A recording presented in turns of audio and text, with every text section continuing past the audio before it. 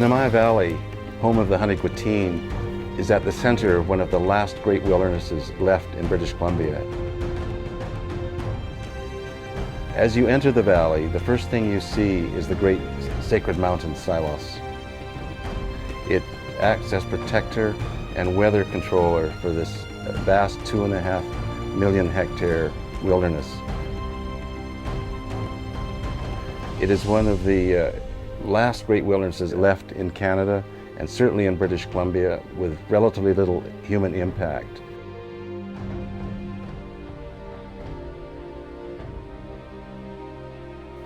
The wildlife here is of such a diversity and such ecological significance that it deserves protection. From the dryland grizzly bear to gray wolves to cougar and to a herd of approximately 250 wild horses that have been here since before European settlement.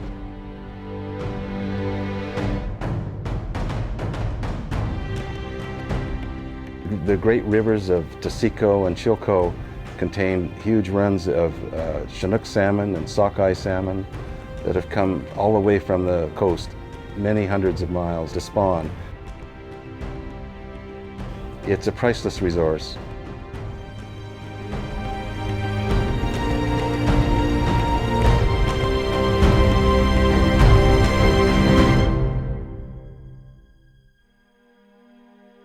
People have lived here for 10,000 years and made it their home, and they have fought long and hard to protect it from encroachment by things like clear-cut logging and open-pit mining. But there's no other place that you can find in Canada, perhaps in the world, that equals the magnificent sites that you see here. That contains great glaciers, vast river systems and creek systems, rain shadow plain system, which is home to the grizzly bear. Friends of the Nemaiah Valley was formed in 2000 in response to a threat to clear-cut the Brittany Triangle. We formed an alliance with the Tsilhqot'in First Nations and supported their court case for rights and title as one of the great bulwarks against such logging and inappropriate industrial development. Since then, we've supported and helped create the Wild Horse Preserve. After identifying the wild horses of the Brittany Triangle, a large herd of 250 to 300 wild horses that have been here since before contact. We share with them a vision of this land being protected and rich and productive that provides an alternate economic system to the industrial model that has devastated so much of the Tsilhqot'in and other parts of British Columbia.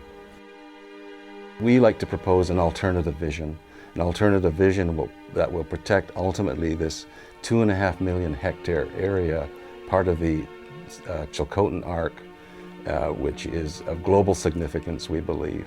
The alternative vision would ultimately see it protected under a tribal park designation, with the First Nations managing it and being able to carry on their traditional way of life and their traditional culture as they have, and that is their expressed wish, and we are working with them to support that. We conduct wildlife research, we hire conservation biologists, various experts to stave off things like New Prosperity Mine. We've had to hire engineers, anthropologists, historians, and this all takes money. We are involved, we believe, in a very important enterprise to save this last wilderness.